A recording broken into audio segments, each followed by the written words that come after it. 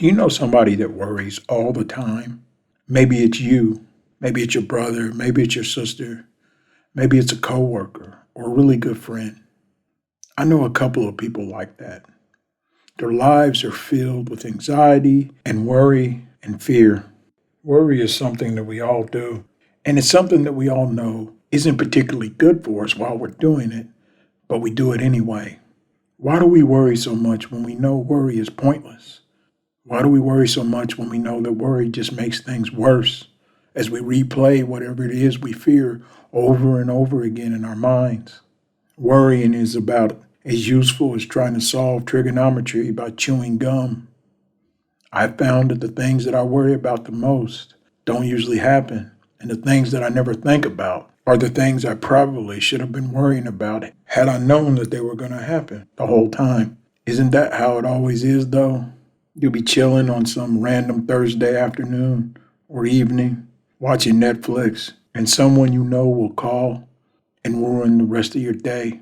Or if you're very unfortunate, the rest of your life. Maybe you'll be out mowing your grass, and your brother's car will pull up, and he never visits you in the afternoon. And when he gets out, he's got a look on his face. Maybe you'll get a text that says, "Call me, it's important."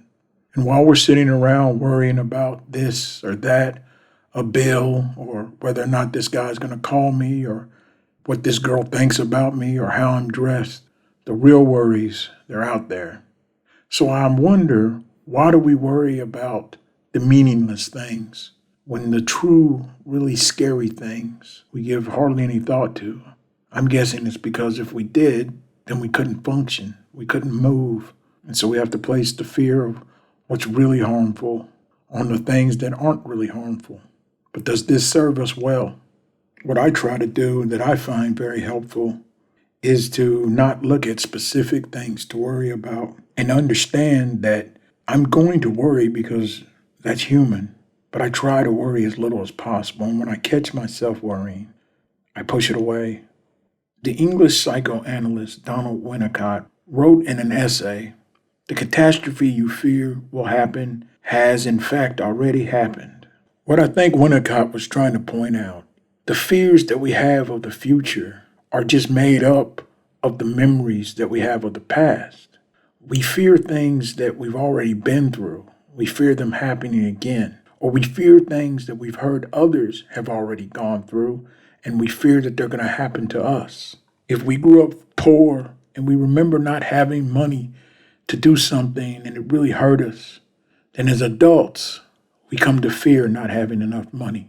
If we were rejected by someone we wanted to talk to and had romantic interest in, then we fear that rejection again. Once you touch the stove, you always fear that it's hot. If the one time you touched it, you got burnt. So as we grow up and we get older, we end up creating a warehouse in our mind for our fears and our traumas.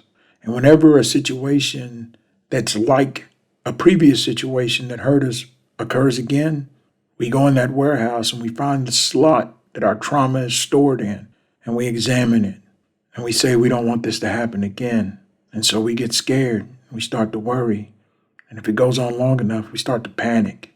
Think about it too long and you have an anxiety attack. So how do you stop doing this? How do you give up worry? How do you push it away?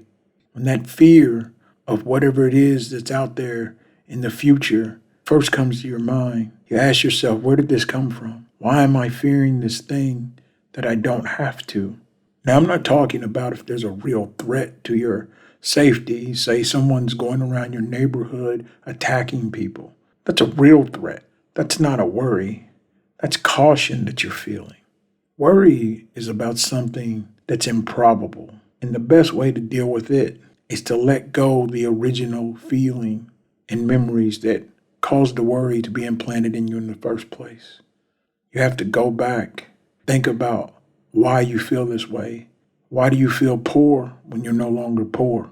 Why do you feel afraid when the person who made you feel afraid is no longer around?